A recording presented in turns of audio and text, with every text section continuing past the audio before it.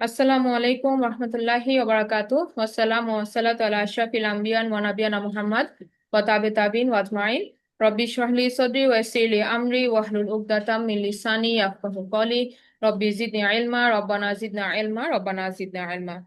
আলহামদুলিল্লাহ, আজকে আমরা একত্রিত হয়েছি যে দুটা উদ্দেশ্য আমাদের। একটা হচ্ছে যে আমরা আল কোরআনের শেষ 10টি সূরার মধ্যে যে একটা মিল রয়েছে, বা এই শেষ 10টা সূরা যে নাজিল হয়েছে তাদের মধ্যে একটা রিলেশন আছে, একটা সূরার পেছনে আরেকটা সূরা আসার এই যে ক্রনোলজিটা বা এই যে সিকোয়েন্সটা, এই সিকোয়েন্সটার পেছনে আল্লাহ সুবহানাহু ওয়া তাআলার একটা হিকমা আছে। তো আমরা এটা জানতে চাই, এই কারণে আজকে আমরা এই আলোচনাটা করছি। তো আমরা দুইটা হাফে আলোচনাটা করব। প্রথম হাফে আমরা এই শেষ 10টা সূরার অর্থটা আমরা জানবো এবং তাদের মধ্যে কিভাবে এরা একটা একটার সাথে ইন্টারলিঙ্ক হয়ে আছে এই জিনিসটা জানবো। আর দ্বিতীয় হাফে আমরা সূরা আল কদরের অর্থটা জানবো, এবং আমরা জানি যে লাইলাতুল কদর আমরা উপস্থিত হয়েছি আজকে রাত থেকে আমরা তালাশ করা শুরু করব সেই রাতটিকে। তো সেইটার গুরুত্ব সম্পর্কে আমরা পরের হাফে আলোচনা করছি। তো আমরা প্রথমেই শুরু করছি যে শেষ 10 সূরার মধ্যে যে মিলটা কিভাবে, এটা বোঝার জন্য আমাদেরকে যে জিনিসটা জানতে হবে সেটা হচ্ছে আল কোরআনের বিভিন্ন জায়গায় আল্লাহ সুবহানাহু ওয়া তাআলা ইব্রাহিম আলাইহিস সালামের কথা উল্লেখ করেছেন। এখন ইব্রাহিম আলাইহিস সালামের ঘটনাবলী আমরা যখন দেখি, আমরা দেখি যে আল্লাহ সুবহানাহু ওয়া তাআলার কাছে ইব্রাহিম আলাইহিস সালাম বিভিন্ন সময় সময় দোয়া করেছেন। এই দোয়াগুলা একসেপ্ট হয়েছে আল্লাহ সুবহানাহু ওয়া তাআলার কাছে, এবং সেগুলো কিভাবে কবুল হয়েছে এইটার প্রতিফলন আমরা এই শেষ 10টা সূরার মধ্যে দেখতে পাবো। এই কারণে আমি এখন সরাসরি চলে যাচ্ছি সেই আয়াতগুলাতে, যেগুলা দিয়ে আমরা বুঝতে পারবো যে ইব্রাহিম আলাইহিস সালাম আসলে কিভাবে দোয়াটা চেয়েছিলেন। মানে মূল কথা হচ্ছে আগে আমাদেরকে ইব্রাহিম আলাইহিস সালামকে জানতে হবে, তাহলে আমরা বাকি কথাগুলো ধরতে পারবো বা বুঝতে পারবো ইনশাআল্লাহ। প্রথমেই চলে যাচ্ছি সূরা বাকারার 124 নম্বর আয়াতে। হ্যাঁ, সেখানে আল্লাহ সুবহানাহু ওয়া তাআলা আমাদেরকে জানাচ্ছেন যে যখন ইব্রাহিমকে তার পালনকর্তা কয়েকটি বিষয়ে পরীক্ষা করলেন, অতঃপর তিনি তা পূর্ণ করে দিলেন, তখন পালনকর্তা বললেন, আমি তোমাকে মানব জাতির নেতা করব। অর্থাৎ আল্লাহ সুবহানাহু ওয়া তাআলা ইব্রাহিম আলাইহিস সালামকে অনেকগুলো পরীক্ষা নিয়েছিলেন। আমরা জানি বিভিন্ন বড় বড় পরীক্ষাতে তিনি কিন্তু খুব সুন্দরভাবে পাশ করে গেছেন। তারপরে আল্লাহ সুবহানাহু ওয়া তাআলা তাকে একটা উপাধি দিলেন, একটা সম্মান সূচক উপাধি দিলেন, যে তাকে মানব জাতির নেতা করা হয়েছে। তো যখন ইব্রাহিম আলাইহিস সালাম বুঝলেন যে তিনি মানব জাতির নেতা, সাথে সাথে ওনার মধ্যে এই রিয়েলাইজেশনটা আসলো যে তাহলে আমাকে কি করতে হবে, যেহেতু আমি নেতা, আমার পরে আরো যত মানব জাতির বংশধররা আসবে তাদের জন্য আমি রেসপন্সিবল। তখন তিনি দোয়া করা শুরু করলেন এবং তিনি বললেন যে আমার বংশধরদের থেকেও, আল্লাহ সুবহানাহু ওয়া তাআলার কাছে চাওয়া শুরু করলেন যে আমার বংশধরদের থেকেও কি এটা আপনি দিবেন। তখন আল্লাহ সুবহানাহু ওয়া তাআলা জবাবে বলছেন যে আমার অঙ্গীকার অত্যাচারীদের পর্যন্ত পৌঁছাবে না। মানে এই বংশধরদের মধ্যে কেউ কেউ আসবে যারা অত্যাচারী হবে, আর কেউ কেউ আসবে যারা আল্লাহ সুবহানাহু ওয়া তাআলার অনুসারী হবে। তো তখন উনি যখন এটা বুঝলেন, তখন তো ওনার দোয়াটাকে উনি মডিফাই করা শুরু করলেন, উনি কারেকশন করে বলা শুরু করলেন। তো পরবর্তীতে আমরা দেখি যে 125 নম্বর আয়াতে ইব্রাহিম আলাইহিস সালাম বলতেছেন যে ইব্রাহিম আলাইহিস সালাম সম্পর্কে আল্লাহ সুবহানাহু ওয়া তাআলা বলতেছেন যে যখন আমি কাবা গৃহকে মানুষের জন্য সম্মিলনের স্থল এবং শান্তির আলয় করলাম, আর তোমরা ইব্রাহিমের দাঁড়ানোর জায়গাকে নামাজের জায়গা বানাও, আর আমি ইব্রাহিম ও ইসমাইলকে আদেশ করলাম যে তোমরা আমার গৃহকে তাওয়াফকারী, অবস্থানকারী ও রুকু সেজদাকারীদের জন্য পবিত্র রাখো। তাহলে আল্লাহ সুবহানাহু ওয়া তাআলা কি করলেন, যে দায়িত্ব দিলেন ইব্রাহিম আলাইহিস সালামকে কাবা ঘরের, এবং কাবা ঘরকে এমন ভাবে তৈরি করতে যে সেটা তাওয়াফকারী, অবস্থানকারী এবং রুকু সেজদাকারীদের জন্য পবিত্র থাকবে সব সময়। তো এই যে দায়িত্বটা ইব্রাহিম আলাইহিস সালাম পেলেন, এবং তারপরে কিন্তু তার বংশানুক্রমে এটা কুরাইশদের মধ্যে প্রবাহিত হচ্ছে, যে এই দায়িত্বটা কাবা ঘরের রক্ষণাবেক্ষণের দায়িত্বটা। আচ্ছা, এরপরে আমরা দেখছি যে 126 নম্বর আয়াতে সূরা বাকারার ইব্রাহিম আলাইহিস সালামের দোয়াটা উল্লেখিত হচ্ছে, যে যখন ইব্রাহিম আলাইহিস সালাম বললেন, হে পরওয়ারদিগার, এই স্থানকে, অর্থাৎ মক্কার কথা বলা হচ্ছে, মক্কাকে আপনি শান্তিধর করো, এবং এর অধিবাসীদের মধ্যে যারা আল্লাহ এবং কিয়ামতে বিশ্বাস করে তাদেরকে ফলের দ্বারা রিজিক দান করো, তাদেরকে ফলের দ্বারা রিজিক দান করো। তাহলে এই জায়গাটা আমরা একটু মাথায় রাখার চেষ্টা করি। 126 নম্বর আয়াতে ইব্রাহিম আলাইহিস সালামের দোয়াটা কি ছিল, যে এই স্থানকে বলতে কোনটাকে বলা হচ্ছে, মক্কা নগরীকে, মক্কা নগরীকে আপনি শান্তি ধর করেন। আল্লাহ সুবহানাহু ওয়া তাআলার কাছে তিনি চেয়ে নিলেন কি, মক্কা নগরের শান্তি, নিরাপত্তা, এবং এদের অধিবাসীদের মধ্যে যারা আল্লাহ এবং কিয়ামতকে বিশ্বাস করে তাদেরকে ফলের দ্বারা রিজিক দান করেন। তাহলে ফলের দ্বারা রিজিক দান করেন, এটা ইব্রাহিম আলাইহিস সালামের দোয়া ছিল। তাহলে আমরা দুইটা নোট পাচ্ছি এখান থেকে, যে ইব্রাহিম আলাইহিস সালামের দোয়াটার মধ্যে দুইটা টপিক কি কি ছিল। একটা হচ্ছে মক্কা নগরীর নিরাপত্তা, দ্বিতীয় হচ্ছে এইখানে যারা অধিবাসী তাদেরকে ফলের দ্বারা রিজিক দান করার জন্য তিনি চেয়েছেন। উত্তরে আল্লাহ সুবহানাহু ওয়া তাআলা বলতেছেন যে আহ, আরেকটা কথা, এখানে ইব্রাহিম আলাইহিস সালাম কাদের জন্য চাইছেন? যারা আল্লাহ এবং কিয়ামতে বিশ্বাস করে তাদের জন্য চাইছেন। কারণ উনি তো একটু আগে আল্লাহ সুবহানাহু ওয়া তাআলা থেকে শুনেছেন যে তার বংশধরদের মধ্যে সবাই সবাই কি হবে না, নেককার হবে না, বা সবাই আল্লাহ সুবহানাহু ওয়া তাআলার উপরে বিশ্বাসী হবে না। কিন্তু আল্লাহ সুবহানাহু ওয়া তাআলা কারেকশন করে বললেন যে না, যারা অবিশ্বাস করে আমি তাদেরকেও কিছুদিন ফায়দা ভোগ করার সুযোগ দিব, অতঃপর তাদেরকে বল প্রয়োগে দোজখের আযাবে ঠেলে দিব, এবং সেটা হবে কি নিকৃষ্ট বাসস্থান। আচ্ছা, একজন আপু হাত উঠিয়েছেন, কিছু কি প্রশ্ন আছে? আপনারা কি শুনতে পাচ্ছেন সবাই ক্লিয়ারলি? শুনতে পাচ্ছে না। শুনতে পাচ্ছেন জি না? শুনতে পাচ্ছি। শুনতে পাচ্ছেন, আচ্ছা। শুনতে পাচ্ছি। শুনতে না পাইলে জানাবেন। আচ্ছা, আমরা বলছি যে এর পরবর্তীতে আমরা দেখি যে 127 নম্বর আয়াতে ইব্রাহিম আলাইহিসসালামের কথা আল্লাহ সুবহানাহু ওয়া তাআলা স্মরণ করাচ্ছেন যে স্মরণ করো যখন ইব্রাহিম ও ইসমাইল কাবা গৃহের ভিত্তি স্থাপন করছিল, তারা দোয়া করছিল, হে পরওয়ারদিগার, আমাদের থেকে কবুল করেন, নিশ্চয়ই আপনি শ্রবণকারী এবং সর্বজ্ঞ। হ্যাঁ, এখানে আমরা দোয়াটা যদি দেখি যে রব্বানা তাকাব্বাল মিন্না ইন্নাকা আনতাস সামিউল আলিম, অর্থাৎ হচ্ছে ইব্রাহিম আলাইহিসসালাম তিনি জাতির পিতা আল্লাহ সুবহানাহু ওয়া তাআলা উপাধি দিলেন, কিন্তু তিনি কিন্তু গ্যারান্টি ধরে নেন নাই যে তার সকল ইবাদত কবুল হচ্ছে। তিনি উল্টা দোয়া করতেছেন যে আপনি আমাদের এই ইবাদতকে আপনি কবুল করেন, আমাদের তরফ থেকে আপনি কবুল করেন। তার মানে আমরা কি বুঝতেছি যে আমরাও যখন একটা ইবাদত করব, তার ভুল ত্রুটি থাকতে পারে, আমরা আল্লাহ সুবহানাহু ওয়া তাআলার কাছে একই ভাবে দোয়া চাইবো যে আমাদের থেকে আপনি কবুল করেন। যেমন আমরা ঈদের দিন যখন আমরা একজন আরেকজনকে গ্রিটিংস করি, আমরা কি বলি? তাকাব্বাল্লাহু মিন্না ওয়া মিনকুম, আল্লাহ আপনার থেকেও কবুল করুন, আমার থেকেও কবুল করুন। কারণ আমাদের ত্রুটি তো আছেই। হ্যাঁ, তো আল্লাহ সুবহানাহু ওয়া তাআলার কাছে এটাও দোয়া করতে হবে যে আমাদের ইবাদতগুলোকে আপনি কবুল করেন। পরবর্তীতে আমরা দেখি যে আপু এর পরের স্লাইডটা দিন। এর পরবর্তীতে আমরা দেখি যে 128 নম্বর আয়াতে বলা হচ্ছে পরওয়ারদিগার, আমাদের উভয়কে তোমার আজ্ঞাবহ করো এবং আমাদের বংশধর থেকে একটা অনুগত দল সৃষ্টি করো, আমাদেরকে হজের রীতিনীতি বলে দাও এবং আমাদেরকে ক্ষমা করো, নিশ্চয়ই তুমি তওবা কবুলকারী এবং দয়ালু। তাহলে ইব্রাহিম আলাইহিস সালাম এখানে ইসমাইল আলাইহিস সালামকে সঙ্গে নিয়ে দোয়া করতেছেন, সঙ্গে নিয়ে দোয়া করতেছেন যে একটা এমন বংশধর যারা অনুগত থাকবে আল্লাহ সুবহানাহু ওয়া তাআলার প্রতি, এবং হজের রীতিনীতি আল্লাহ সুবহানাহু ওয়া তাআলার কাছে তিনি চাচ্ছেন যেন বলে দেওয়া হয়, এবং তিনি ক্ষমা চাচ্ছেন, এবং সর্বশেষে তিনি বলতেছেন যে আল্লাহ সুবহানাহু ওয়া তাআলাই হচ্ছেন তওবা কবুলকারী, ইন্নাকা আনতা তাওয়াবুর রহিম। তো এরপরে আমরা দেখতেছি 129 নম্বর আয়াতে তিনি আবারও দোয়া চাচ্ছেন, হে পরওয়ারদিগার, তাদের মধ্য থেকেই তাদের নিকট একজন পয়গম্বর প্রেরণ করুন, যিনি তাদের কাছে তোমার আয়াত সমূহ তেলাওয়াত করবেন এবং তাদেরকে কিতাব ও হেকমত শিক্ষা দিবেন এবং তাদেরকে পবিত্র করবেন, নিশ্চয়ই তুমি পরাক্রমশালী এবং হেকমতওয়ালা। এখানে আমরা দেখি যে ইব্রাহিম আলাইহিস সালাম আল্লাহ সুবহানাহু ওয়া তাআলার কাছে চাচ্ছেন এমন একজন রসুলকে। রব্বানা আউযু বিল্লাহি মিনাশ শাইতানির রাজিম, বিসমিল্লাহির রহমানির রহিম, রব্বানা ওয়াবআস ফীহিম রাসূলাম মিনহুম, যে তাদের মধ্য থেকে একজন রসুলকে দেন, মিনহুম তাদের মধ্য থেকে, ইয়াতলু আলাইহিম আয়াতিকা, যিনি তেলাওয়াত করবেন তাদের কাছে আয়াতিকা আপনার আয়াত সমূহ, ওয়া ইউআল্লিমুহুমুল কিতাবা এবং তাদেরকে শিক্ষা দিবেন কিতাব, ওয়াল হিকমাতা এবং হেকমা, এবং ওয়া ইউযাক্কিহিম এবং তাদেরকে পবিত্র করবেন। তাহলে এখানে আল্লাহ সুবহানাহু ওয়া তাআলার কাছে ইব্রাহিম আলাইহিস সালাম কাকে চাইতেছেন? একজন রাসূলকে চাইতেছেন। এই মক্কা নগরীতে এই কওমের থেকে একজনকে চাইতেছেন, যেহেতু তিনি কাবা ঘর নির্মাণ করেছেন, এখান থেকে একজনকে চাইতেছেন। তাহলে এরপরে আল্লাহ সুবহানাহু ওয়া তাআলার কাছে এই দোয়াটা যে তিনি পেশ করলেন, আমরা দেখব যে এই দোয়াটা কবুল হয়েছে রাসূল সাল্লাল্লাহু আলাইহি সাল্লামের আগমনের মাধ্যমে। ওনার হায়াতকালে কিন্তু এই দোয়া কবুল হয় নাই। ইব্রাহিম আলাইহিস সালামের থেকে রাসূল সাল্লাল্লাহু আলাইহি সাল্লামের ব্যবধান অনেক বেশি, কিন্তু আল্লাহ সুবহানাহু ওয়া তাআলা কিন্তু দোয়া শুনছেন, দোয়া একসেপ্ট করছেন, এই দোয়াটা কবুল হয়েছে এবং রাসূল সাল্লাল্লাহু আলাইহি সাল্লাম হচ্ছে এই দোয়ার ফলাফল। তো এখানে আমরা দেখি যে 151 নম্বর আয়াতে পরবর্তীতে যে আল্লাহ সুবহানাহু ওয়া তাআলা বলতেছেন, যেমন আমি পাঠিয়েছি তোমাদেরই মধ্য থেকে তোমাদের জন্য একজন রাসূল, যিনি তোমাদের নিকট আমার বাণী সমূহ পাঠ করবেন এবং তোমাদেরকে পবিত্র করবেন আর তোমাদেরকে শিক্ষা দিবেন কিতাব এবং তত্ত্বজ্ঞান, এবং শিক্ষা দিবেন এমন বিষয় যা তোমরা কখনো জানতে না।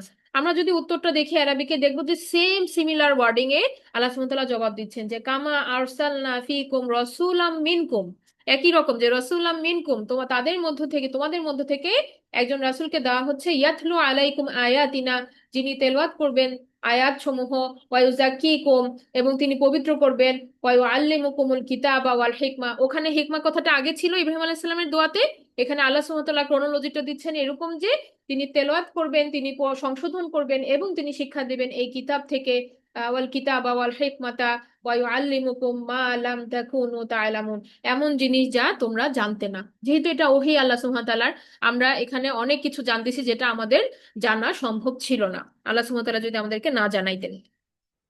একইভাবে আমরা দেখি যে 62 নাম্বার সূরার 2 নাম্বার আয়াতে আল্লাহ সুবহানাহু ওয়া তাআলা বলতেছেন, তিনি নিরক্ষরদের মধ্য থেকে একজন রাসূলকে প্রেরণ করেছেন, যিনি তাদের কাছে পাঠ করেন তার আয়াত সমূহ, তাদেরকে পবিত্র করেন এবং শিক্ষা দেন কিতাব এবং হিকমত। ইতিপূর্বে তারা ছিল ঘোর পথভ্রষ্টতায় লিপ্ত। তাহলে এই যে এই পরের যে আয়াতটা আমি আপনাদের সামনে উপস্থাপন করছি, এইখান থেকে আমরা বুঝতে পারি যে এইটা কোন নবী, উম্মীদের মধ্যে থেকে, যে হুয়াল্লাযী বা'আসা ফি উম্মিয়িনা রাসূলান। তার মানে এটা রাসূল মুহাম্মদ সাল্লাল্লাহু আলাইহি সাল্লামের কথাই বলা হচ্ছে, কারণ আমরা জানি যে আরবের মধ্যে কোনো শিক্ষা সাহিত্যের প্রচলন ছিল না, সেখানে সবাই উম্মি ছিল। হ্যাঁ, তবে তাদের ভাষার অনেক চর্চা ছিল, ওটাকে তারা ভাষা চর্চা করতো, কবিতা লিখতো, এগুলো তারা মুখে মুখে করতো। তবে তাদের যে খুব লেখাপড়ায় দক্ষতা এরকম ছিল না, ওরকম প্র্যাকটিস তেমন ছিল না। তো সেরকম একজনের থেকে রাসূল সাল্লাল্লাহু আলাইহি সাল্লামকে আল্লাহ সুবহানাহু ওয়া তাআলা নির্বাচন করেছেন, এবং এই একই রকম ওয়ার্ডিং দিয়ে যে দোয়াটা যে কবুল হয়েছে, এটা আমরা বুঝতে পারতেছি তার আল্লাহ সুবহানাহু ওয়া তাআলার রিপ্লাই থেকে। আচ্ছা, এবার আমরা পরবর্তীতে আরেকটা দেখতেছি যে 14 নাম্বার সূরার 35 নাম্বার আয়াতে একই রকম ভাবে আসছে যে ইব্রাহিম আলাইহিস সালাম দোয়া চাচ্ছেন, হে পালনকর্তা, এই শহরকে শান্তিময় করে দিন এবং আমাকে এবং আমার সন্তান সন্ততিকে মূর্তি পূজা থেকে দূরে রাখুন। তাহলে মক্কা নগরীর শান্তির জন্য আবারও আমরা দেখছি যে ইব্রাহিম আলাইহিস সালাম দোয়া চাইছেন। আবার আমরা দেখছি এই 14 নাম্বার সূরার 37 নাম্বার আয়াতে আহ, আহ, তিনি দোয়া করতেছেন ইব্রাহিম আলাইহিস সালাম যে, হে আমাদের পালনকর্তা, আমি নিজের এক সন্তানকে তোমার পবিত্র গৃহের সন্নিকটে চাষাবাদহীন উপত্যকায় আবাদ করেছি। হে আমাদের পালনকর্তা, যাতে তারা নামাজ কায়েম রাখে। অতঃপর আপনি কিছু লোকের অন্তরকে তাদের প্রতি আকৃষ্ট করুন এবং তাদেরকে ফল ফলাদি দ্বারা রুজি দান করুন, সম্ভবত তারা কৃতজ্ঞতা প্রকাশ করবে। যখন ইসমাইল আলাইহিস সালামকে রেখে আসলেন ওই যে মরুভূমির বুকে, তখন ইব্রাহিম আলাইহিস সালাম যখন চলে আসতেছেন তখন তিনি এই দোয়াটা করছেন। এবং এখানেও আমরা দেখি যে ফল ফলাদি দ্বারা তাদেরকে যেন আবাদ করা হয় এই শহরটাকে, আল্লাহ সুবহানাহু ওয়া তাআলার কাছে দোয়া চাইছেন ইব্রাহিম আলাইহিস সালাম। তো এখন এই যে এই কথাগুলো আমরা বললাম, এখন আমরা যদি একটু চিন্তা করি যে ইব্রাহিম আলাইহিস সালাম আসলে কিরকম ছিলেন, কেমন মানুষ ছিলেন, তার চারিত্রিক গুণাবলীটা কেমন ছিল, তাহলে আমরা দেখি যে 11 নাম্বার সূরার 75 নাম্বার আয়াতে বলা হচ্ছে ইব্রাহিম আলাইহিস সালাম সম্পর্কে যে ইব্রাহিম আলাইহিস সালাম বড়ই ধৈর্যশীল, কোমল অন্তর এবং আল্লাহমুখী ছিলেন, এতে কোনো সন্দেহ নাই। ইন্না ইব্রাহিমা লাহালিমুন আওয়াহুম মুনিব, বলা হচ্ছে কোরআনে যে তিনি কেমন ছিলেন, বড়ই ধৈর্যশীল, কোমল অন্তর এবং আল্লাহমুখী ছিলেন, তাতে কোনো সন্দেহ নেই। এরপরে আবার আমরা দেখছি যে 43 নাম্বার সূরার 26 নাম্বার আয়াতে বলা হচ্ছে যখন ইব্রাহিম তার পিতা ও সম্প্রদায়কে বলল, এখানে আমরা ইব্রাহিম আলাইহিস সালাম আরেকটা ক্যারেক্টারিস্টিক্স দেখতেছি যে একদিকে তিনি ছিলেন ধৈর্যশীল, কোমল অন্তর এবং আল্লাহমুখী, কিন্তু এট দ্য সেম টাইম আমরা যখন দেখি যে আল্লাহ সুবহানাহু ওয়া তাআলার একত্ববাদের ব্যাপারে তিনি কিন্তু কোনো ছাড় দেন নাই। তিনি তার কোমলতা থাকার পরও এই ব্যাপারে দৃঢ় ছিলেন যে তিনি তার রবের সাথে কখনো শিরিক করেন নাই। যেমন এখানে বলা হচ্ছে যখন ইব্রাহিম তার পিতা এবং সম্প্রদায়কে বলল, তোমরা যাদের পূজা করো তার সাথে আমার কোনো সম্পর্ক নাই। এবং এটা আমরা জানি যে ঘটনাক্রমে যে যখন ইব্রাহিম আলাইহিসসালামের পিতা বলল যে তুমি যদি এই এই মূর্তিদেরকে গ্রহণ না করো তাহলে আমি তোমাকে কিন্তু পাথর মারবো, পাথর মেরে তোমাকে আমি করব যে মানে তুমি আমার মানে পুত্র হিসাবে তুমি গ্রান্টেড নাই। আর এভাবে যখন বলল, আজর ছিল তার নাম, ইব্রাহিম আলাইহিস সালামের পিতার নাম। তো তখন কিন্তু ইব্রাহিম আলাইহিস সালাম কি বলছেন যে তাহলে সালাম, তোমার প্রতি সালাম, মানে আমার আর তোমার তাহলে বিচ্ছিন্ন হয়ে যাওয়া হচ্ছে, মানে আমি আর এখানে থাকছি না। একইভাবে এখানে আমরা দেখি যে ইব্রাহিম আলাইহিস সালাম তার কাউমকে বলতেছে, তার সম্প্রদায়, তার পিতা এবং সম্প্রদায়কে বলল যে তোমরা যাদের পূজা করো তাদের সাথে আমার কোনো সম্পর্ক নাই। এবং এখানে ওয়ার্ডিংটা দেখেন শেষের দিকে যে ওয়া ইজ ক্বালা ইব্রাহিমু লিআবিহি ওয়া কওমিহি ইন্নানি বারাউম মিম্মা তা'বুদুন, মিম্মা তা'বুদুন, তোমরা যার ইবাদত করো তার সাথে আমার কোনো সম্পর্ক নাই। তাহলে ইব্রাহিম আলাইহিসসালামের আচরণের দুইটা দিক আমরা দেখলাম। এক হচ্ছে একদিকে তিনি অত্যন্ত সফট কোমল, এবং এছাড়াও আমরা জানি যে আরেকটা সূরায় আসছে যে তিনি অত্যন্ত অতিথি পরায়ণ ছিলেন। যখনই কোনো গেস্ট আসতো তিনি তার সাধ্যমতো চেষ্টা করতেন। যেমন ফেরেশতা দুইজন যখন আসছিলেন লূত আলাইহিস সালামের ধ্বংসের সংবাদ নিয়ে, তিনি তাদেরকে, তারা তো মানুষ রূপে আসছিলেন, তিনি তাদেরকে আপ্যায়ন করলেন। তার বাসায় থাকা যে বকরিটা ছিল সেটাকেই তিনি কিন্তু তাদের সামনে সার্ভ করলেন রান্না করে। তো এই যে তার যে মানুষের প্রতি অ্যাপ্রোচ, এই এই আচরণটা আমরা আমরা ইব্রাহিম আলাইহিস সালামের মধ্যে দেখি। তো কেন আমরা এতক্ষণ এই এই ইয়াগুলা নিয়ে আলোচনা করলাম, এবার আমরা চলে আসি আমাদের যেটা আজকের টার্গেট, শেষ 10টা সূরা, শেষ 10টা যে সূরার আলোচনাতে সাড়ে আমরা এগারোটা আসি। যদি 10টা ছিল। 10টা। দেখেন, সূরা ফিল থেকে আমরা আলোচনাটা শুরু করছি, সূরা আল ফিল। আমরা জেনারেল ট্রান্সলেশনে যাচ্ছি, আমি আজকে ডিটেলস বলবো না, শুধু মূল থিমটা বলতেছি যে এই সূরার মূল থিমটা কি। সূরা আল ফিলের অর্থটা ও হচ্ছে এরকম যে 11টা ছিল। হে নবী, আপনি কি লক্ষ্য করেননি যে তাদের আপনার প্রভু হস্ত বাহিনীর সাথে কিরূপ ব্যবহার করেছেন? হ্যাঁ, তিনি কি তাদের চক্রান্ত ব্যর্থ করে দেননি? তিনি তাদের উপরে ঝাঁকে ঝাঁকে আবাবিল পাখি প্রেরণ করলেন, যারা তাদের উপরে পাকা মাটির পাথরের টুকরা নিক্ষেপ করেছিল। অতঃপর তিনি তাদেরকে জন্তু জানোয়ারের চর্বিত ঘাস পাতা এর মতো করে দিলেন। তাহলে সূরা ফিল থেকে আমরা যেটা জানি যে একটা হাতির বাহিনী সহ আব্রাহার, যিনি একজন শাসক ছিলেন সেই সময়ে, তিনি কি করলেন, তিনি কাবা ঘরকে ধ্বংসের জন্য তার বাহিনী নিয়ে আসলেন। সেই বাহিনীর মধ্যে হাতি ছিল একটা মানে মূল আকর্ষণ, যেটা কাবার মানুষের কাছে খুবই একটা পাওয়ারফুল বলতে পারেন যে হাতিয়ার স্বরূপ। তারা তো ঘোড়া ব্যবহার করতো, কিন্তু হাতির মানে সাইজ এবং মাইট দুইটাই, যেটা বলে শক্তি এবং আপনার তার যে দৈহিক গঠন, সেই সবটা মিলেই কিন্তু একটা পাওয়ারফুল বাহিনী আসতেছিল কাবার দিকে। কিন্তু আল্লাহ সুবহানাহু ওয়া তাআলা কি করলেন, ইব্রাহিম আলাইহিস সালামের দোয়াটা মনে আছে যে এই নগরীকে আপনি শান্তিময় করে দিন।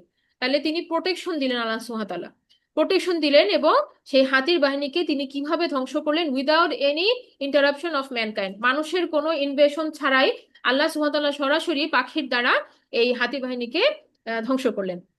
তাহলে ইব্রাহিম আলাইহিস সালামের দোয়ার বরকতে কিন্তু এটা হতেছে।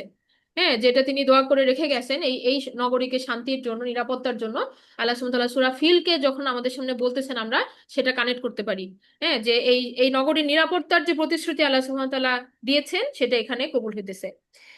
দ্বিতীয়ত আমরা দেখি যে যখন আহ, আহ, আমরা সূরা কুরাইশ পড়ছি, এখানে আল্লাহ সুবহানাহু ওয়া তাআলা বলতেছেন যে সেই ইব্রাহিম আলাইহিস সালামের কথা স্মরণ করায় দিয়ে বলতেছেন যে তোমাদের কেমন আচরণ হওয়া উচিত ছিল। এই যে ইব্রাহিমের লিগেসি তোমরা, ইব্রাহিম আলাইহিস সালামের বংশধর তোমরা, তাহলে তোমাদের আচরণটা হওয়া উচিত ছিল ইব্রাহিম আলাইহিস সালামের মতো। হ্যাঁ, সফট বা এরকম, বা এই যে আল্লাহ সুবহানাহু ওয়া তাআলার দুইটা প্রমিস তিনি চেয়ে নিয়েছিলেন ইব্রাহিম আলাইহিস সালাম, একটা হচ্ছে নিরাপত্তা, এটা হচ্ছে ফল ফলাদি। তো এখানে সূরা কুরাইশে আমরা দেখতেছি যে আল্লাহ সুবহানাহু ওয়া তাআলা বলতেছেন লিইলাফি কুরাইশ, কুরাইশদের আসক্তি আছে, তাদের ইলা ফিহিম রিহলাতা শীতা ওয়াস সাইফ, তাদের আসক্তি আছে শীত এবং গ্রীষ্মের সফরের প্রতি। হ্যাঁ, ফালিয়া আবুদু রব্বা হাযাল বাইত, অতএব তাদের উচিত এই ঘরের যিনি প্রভু তার ইবাদত করা। আল্লাযী আত'আমাহুম মিন জু' ওয়া আমানাহুম মিন খাউফ, যে যিনি ক্ষুধায় তাদেরকে আহার দিয়েছেন এবং তাদেরকে ভয় ভীতি থেকে নিরাপদে রেখেছেন। তাহলে এখানে আমরা দেখি যে ইব্রাহিম আলাইহিস সালামের সেকেন্ড পোর্শন, যেটা ইকোনমিক্যালি মক্কাকে আবাদ করার জন্য যে তিনি দোয়া চাইছেন যে ফল ফলাদি দ্বারা, রিজিক দ্বারা, এইটা এখানে আল্লাহ সুবহানাহু ওয়া তাআলা ফুলফিল করতেছেন। কুরাইশদেরকে আল্লাহ সুবহানাহু ওয়া তাআলা দুই দিক থেকে সেফ রাখছেন। একটা হচ্ছে পলিটিক্যাল ইনভেশন যেটা হয়, মক্কায় কেউ এসে অ্যাটাক করে নাই, আব্রাহারকে আল্লাহ সুবহানাহু ওয়া তাআলা ধ্বংস করছেন। আর এছাড়া ওইখানে এমন কোনো অ্যাসেট ছিল না যার কারণে অন্যান্য ইয়ারা আকর্ষিত হবে, যেমন পাশেই পারস্য ছিল, রোম ছিল, এই সাম্রাজ্যরা কিন্তু এখানে অ্যাট্রাক্টেড ফিল করে নাই। হ্যাঁ, আর আল্লাহ সুবহানাহু ওয়া তাআলা যে এই হাতি বাহিনীকে ধ্বংস করছেন এই ঘটনাটা কিন্তু প্রচার হয়ে গেছে চারিদিকে। এরপরে কুরাইশদের মর্যাদা অনেক বেড়ে গেছে, এবং এই কাবা ঘরকে তাওয়াফ করার জন্য, হজ করার জন্য সকল গোত্রই তাদের একটা একটা মূর্তি এনে কাবা ঘরের চারিদিকে রাখতো। তো যার কারণে কুরাইশদের সাথে কেউ পাঙ্গা নিত না। কেন নিত না? যে নিলে ওরা ওদের মূর্তি ক্ষতিগ্রস্ত করতে পারে, বা ওদের মূর্তিটা তো এদের সারেন্ডারে আছে, এই কারণে কুরাইশদেরকে কেউ ডাকাতিও করতো না। তো কুরাইশরা যে কোনো সিজনে যে কোনো দিকে চলাফেরা করতে পারতো। অথচ অন্য গোত্ররা কিন্তু চলাফেরা করতে পারতো না নিরাপদে, কারণ তাদের ডাকাতির ভয় থাকতো, যে তারা লুটপাট হবে তাদের। এই কারণে তারা খুব হার্শ সিজন গুলাতে ট্রাভেল করতো। কিন্তু কুরাইশদের এই চিন্তা ছিল না, আল্লাহ সুবহানাহু ওয়া তাআলা তাদের এই নিরাপত্তা দিচ্ছেন। একই সাথে তারা যখন বিভিন্ন জায়গায় বিভিন্ন সিজনে ট্রাভেল করতো, ওখান থেকে আসার সময় তারা কি নিয়ে আসতো, বিভিন্ন ফল ফলাদি নিয়ে আসতো। তাহলে এইভাবে আল্লাহ সুবহানাহু ওয়া তাআলা কি করছেন, এই এরিয়াতে রিজিকের বন্টন করে দিচ্ছেন। এবং এখন পর্যন্ত আমরা যদি যাই মক্কা নগরীতে, আমরা দেখি না যে সেখানে এমন কোনো ফল নাই যেটা পাওয়া যায় না, বিভিন্ন কান্ট্রি থেকে ফল ফলাদি আল্লাহ সুবহানাহু ওয়া তাআলা দিয়ে রাখছেন, চলে আসতেছে। এটা ইব্রাহিম আলাইহিস সালামের দোয়ার বরকতে হচ্ছে।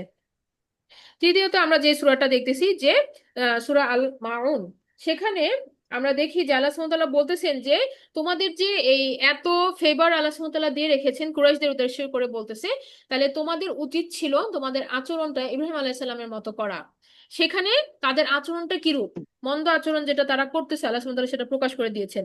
যে তুমি কি তাকে দেখেছো যে বিচারের দিনকে অস্বীকার করে, আর আইতাল্লাযী ইউকাযযিবু বিদ্দিন ফাযালিকাল্লাযী ইয়াদুউল ইয়াতীম, এবং এরা হচ্ছে সেই লোক যারা ইয়াতিমকে তাড়িয়ে দেয়, তারা মিসকিনদেরকে খাবার দিতে উৎসাহ দেয় না, এবং তারা তাদের জন্য রয়েছে দুর্ভোগ সেই সব মুসল্লিদের জন্য যারা নিজেদের নামাজের ব্যাপারে বা নামাজের সম্বন্ধে তারা উদাসীন বা গাফেল। এবং এরাই তো যারা লোক দেখাবার জন্য আমল করে এবং অন্যদেরকে নিত্য ব্যবহারিক জিনিসপত্র পর্যন্ত দিতে নিষেধ করে। হ্যাঁ, মানে সামান্য জিনিস দিয়ে তারা প্রতিবেশীদেরকে সাহায্য করতে চায় না। এই যে একটা কৃপণতা, বখিলতা, এইটা দেখা যাচ্ছে কুরাইশদের মধ্যে। কিন্তু এটার অপোজিট নেচারের ছিল তাদের পিতা ইব্রাহিম আলাইসাল্লাম। হ্যাঁ, ইব্রাহিম আলাইসাল্লামের আচরণটা আমরা দেখে আসছি যে তিনি কতটা আতিথ্য পরায়ণ ছিলেন, এরকম ছিলেন, কোমল হৃদয়ের ছিলেন। কিন্তু এখানে আমরা দেখছি যে ইয়াতিমকে তাড়ায় দিচ্ছে, মিসকিনকে দিচ্ছে না, নামাজের ব্যাপারে গাফেল, এবং নামাজ যেটাও করতেছে সেটা লোক দেখানো। এটার মধ্যে মানে মানে আল্লাহ সুবহানাহু ওয়া তাআলার যে খুশু নিয়ে যে সলাৎ করা বা সিনসিয়ারিটির সাথে আল্লাহ সুবহানাহু ওয়া তাআলার জন্যই যে ইবাদত, এই ব্যাপারগুলো নাই হয়ে গেছে। সোজা ভাবে বলতে রিচুয়ালস আছে, কিন্তু কি নাই, রিচুয়ালস এর ভেতরের যে উদ্দেশ্য সেটা নাই হয়ে গেছে। হজ ছিল, তাওয়াফ ছিল, কোরবানি ছিল, কিন্তু সেগুলোর উদ্দেশ্য নাই হয়ে গেছে। রিচুয়ালস ছিল, রিচুয়ালস গুলা খোলসের মতো ছিল, ভেতরে খালি হয়ে গেছে। তো এটা আল্লাহ সুবহানাহু ওয়া তাআলা স্মরণ করে দিলেন সূরা আল মাউনে বলার মাধ্যমে। এরপরে আল্লাহ সুবহানাহু ওয়া তাআলা আমাদেরকে সূরা আল কাউসার বলতেছেন। হ্যাঁ, সূরা আল কাউসারে আল্লাহ সুবহানাহু ওয়া তাআলা বলতেছেন যে সেটা তো সূরা আল কাউসারে আল্লাহ সুবহানাহু ওয়া তাআলা বলতেছেন যে তোমাদের মধ্যেই তো এমন একজন ব্যক্তি যিনি ইব্রাহিম আলাইহিস সালামের সত্যিকার অনুসারী। তিনি কে? রাসূল সাল্লাল্লাহু আলাইহি সাল্লাম, যাকে আল্লাহ সুবহানাহু ওয়া তাআলা বলেছেন যে ইনি হচ্ছেন সেই রাসূল যিনি ইব্রাহিম আলাইহিস সালামের দোয়ার বরকতে আসছেন।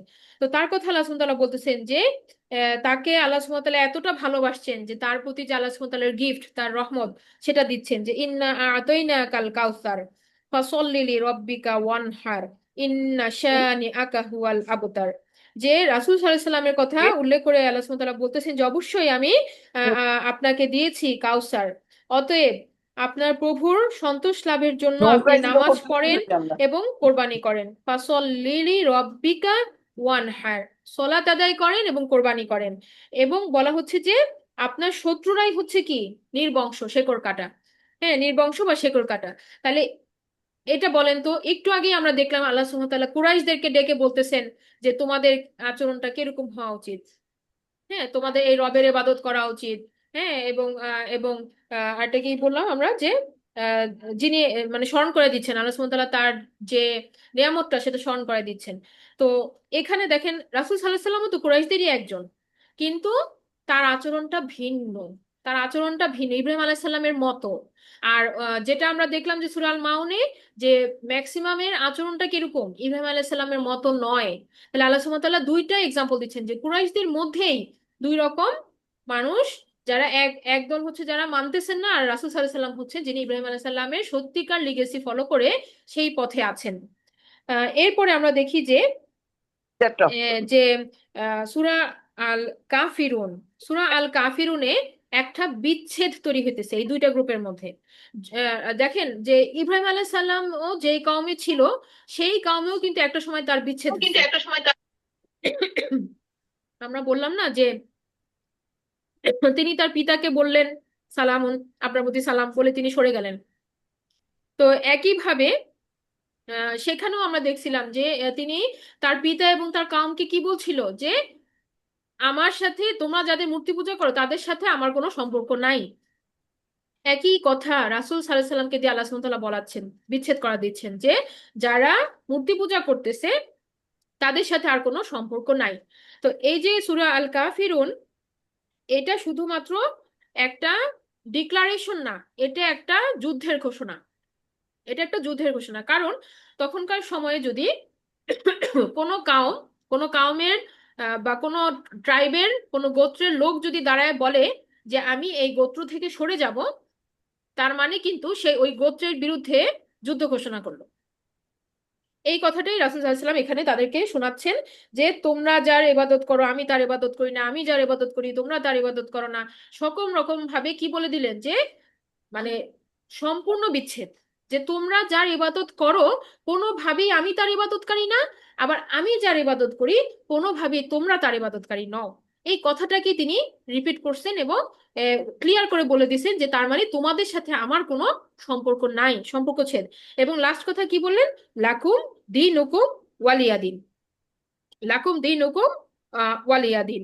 যখন এই সেই শক্তিটা দেওয়া হলো যে তার মানে কি আমার পথ আমার এবং তোমাদের পথ তোমাদের, এই এই যে শেষ কথাটা যখন বললেন যে তোমাদের জন্য তোমাদের দিন এবং আমার জন্য আমার দিন, তখন কিন্তু কি একদম সেপারেশন হয়ে গেল এবং তারা বুঝে গেল যে তার মানে রাসূল সাল্লাল্লাহু আলাইহি ওয়াসাল্লাম কি এখন মানে একটা ডিফারেন্ট মুভ নিবে, একটা অন্য কোনো পথে সে হাঁটবে এবং এইখান থেকে তার বিচ্ছেদ হয়ে গেছে। হ্যাঁ, এই কাউমের সাথে তার বিচ্ছেদ হয়ে গেছে। তো যখন আমরা বললাম যে it's a declaration of war, এটা একটা যুদ্ধের ঘোষণা, তাহলে যুদ্ধ বললেই আমাদের মাথায় পরে কি আসে যে who is going to win. এই যে একটা একটা চ্যালেঞ্জ দিয়ে দিলেন আল্লাহ সুবহানাহু ওয়া তাআলা যে লাকুম দীনুকুম ওয়ালিয়া দিন, তাহলে এবার বিজয়ী কে হবে? বিজয়ী কে হবে, এটা আমাদের প্রশ্ন না? তো পরের সূরাতে আল্লাহ সুবহানাহু ওয়া তাআলা বলতেছেন ইযা জাআ নাসরুল্লাহি ওয়াল ফাতহ, যখন আসবে আল্লাহর সাহায্য এবং বিজয়। তার মানে এই সাহায্য এবং বিজয়টা কার দিকে আসতেছে? মুসলিমদের দিকে আসতেছে। রাসূল সাল্লাল্লাহু আলাইহি সাল্লাম যে পথে ডাকতেছেন সেই পথে আসতে যাচ্ছে। এবং আল্লাহ সুবহানাহু ওয়া তাআলা বললেন ওয়ারাআইতান নাসা ইয়াদখুলুনা ফি দীনিল্লাহি আফওয়াজা, যখন আপনি দেখবেন মানুষদেরকে তারা দলে দলে আল্লাহর দ্বীনের মধ্যে প্রবেশ করছে, ফাসাব্বিহ বিহামদি রাব্বিকা ওয়াস্তাগফির, যে তখন আল্লাহ সুবহানাহু ওয়া তাআলা কি আদেশ দিচ্ছেন যে আল্লাহ সুবহানাহু ওয়া তাআলার প্রশংসা করতে, তার তাসবিহ ঘোষণা করতে এবং তার কাছেই ক্ষমা প্রার্থনা করতে। ইন্নাহু কানা তাওয়াবা, নিশ্চয়ই তিনি হচ্ছেন তওবা কবুলকারী, নিশ্চয়ই তিনি হচ্ছেন তওবা কবুলকারী। তাহলে একটা বিজয়ের কথা আমরা শুনতেছি, কিন্তু এমন সময়ে এই সূরাটা আসছে যখন এই বিজয়টা মানুষ কল্পনা করতে পারতেছে না।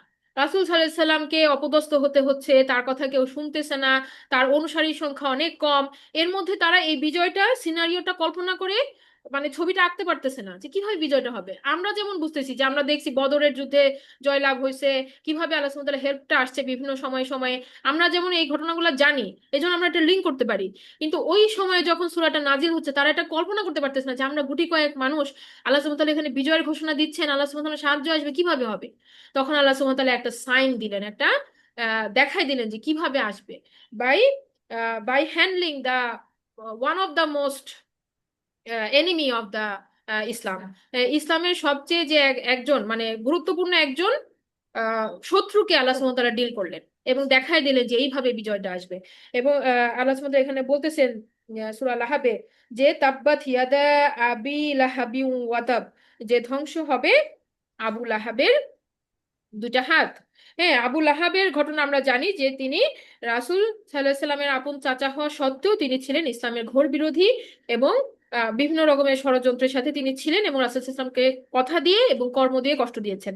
তো আল্লাহ সুবহানাহু ওয়া তাআলা এই এই যে এই ওনাকে, এবং উনি মানে ধন সম্পদে খুব শক্তিশালী ছিল সেই সময়ে। তো আল্লাহ সুবহানাহু ওয়া তাআলা বলে দিলেন এই সূরার মাধ্যমে যে কিভাবে তার ধ্বংসটা হবে। আবু লাহাবের দুইটা হাতই ধ্বংস হোক, এবং মানে মানে এই আয়াতটা এরকম যে এটা কবুল হয়ে গেছে, আয়াতটা এরকম